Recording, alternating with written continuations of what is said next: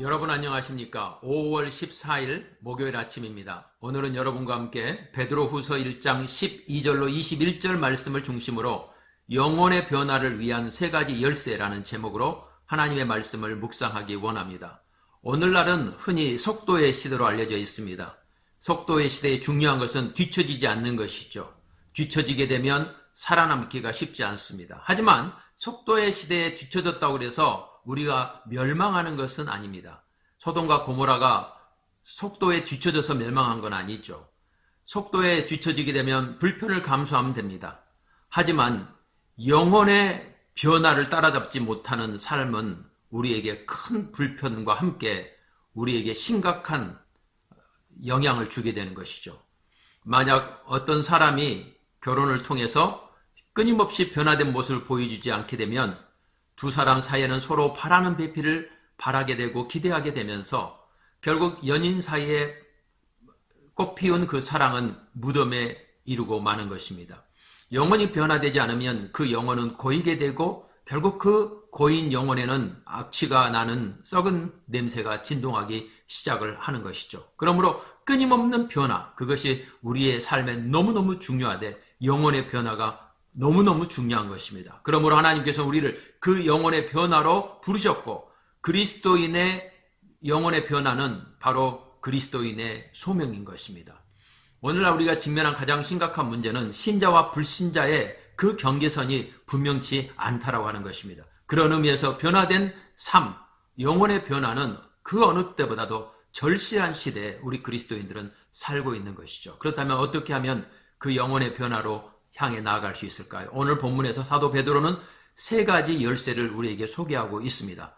첫 번째는 올바른 생각을 심으라고 하는 것입니다. 오늘 12절에 보면 이러므로 너희가 이것을 알고 이미 있는 진리에 섰으나 내가 항상 너희로 생각나게 하려 하노라. 사도 베드로는 생각나게 하려 하노라 이 단어를 12절, 13절, 15절 연속 3번에서 반복적으로 사용하고 있습니다. 이제 사도 베드로가 이 편지를 쓰고 있는 시점은 초대교회가 1세대에서 2세대로 넘어가는 그러한 세대 교체의 시점이었습니다.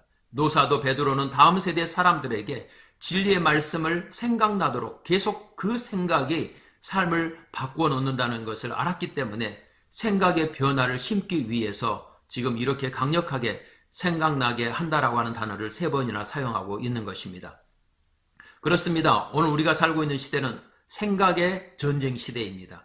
마귀는 생각에서 행동이 나온다는 것을 너무나 잘 알고 있기 때문에 그 어느 때보다도 우리의 생각을 바꾸기 위해서 총력전을 벌이고 있습니다.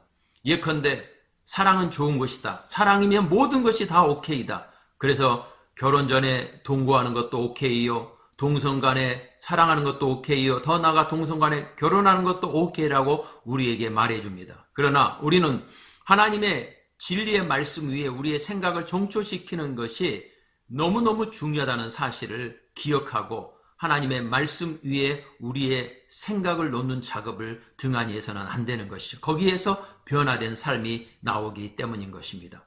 두 번째로 영적 체험을 하라고 하는 것입니다. 16절에 보면 우리는 그의 크신 위엄을 친히 본 자라. 베드로는 변화산에서 예수 그리스도의 변화된 모습을 친히 목도한 목격자죠. 사도 바울은 3층천에 올라가 본 하나님 어자를 경험한 경험을 우리에게 알려주고 있습니다. 이러한 경험은 우리의 삶을 변화시키는 촉매제가 되는 것이죠.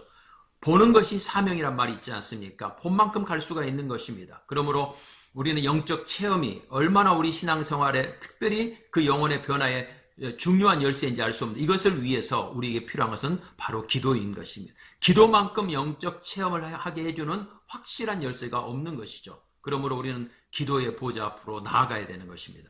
지난 주간에 묵상했던 하박국 말씀에서 하박국은 어떻게 해서 영적 비전을 소유할 수 있었습니까? 바로 기도의 자리로 나아갔다고 하는 것이죠. 하박국 2장 1절 내가 내 파수하는 곳에 서며 성루에 서리라. 그가 내게 무엇이라 말씀하실는지 기다리고 바라보며 나의 질문에 대하여 어떻게 대답하실는지 보리라. 세 번째 영적 변화를 위한 열쇠는 말씀을 붙들라고 하는 것입니다.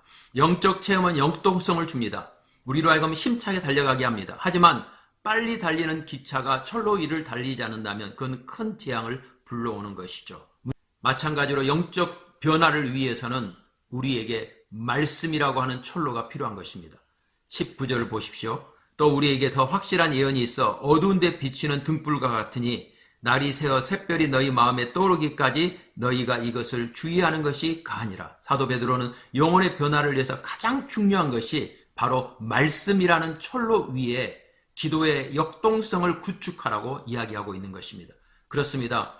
말씀과 기도 그리고 이것에 기반을 둔 생각의 변화는 우리로 하여금 변화된 삶을 가능케 하며 변화된 삶은 우리 주변에 예수 그리스도의 향기를 내품게 하며 그 향기 냄새를 맡은 우리 주변의 사람들은 그 향기를 품게 한 사람을 통해서 예수 그리스도에게 나아가서 그 향기를 다시 소유할 수 있는 은혜가 있게 되는 것이죠.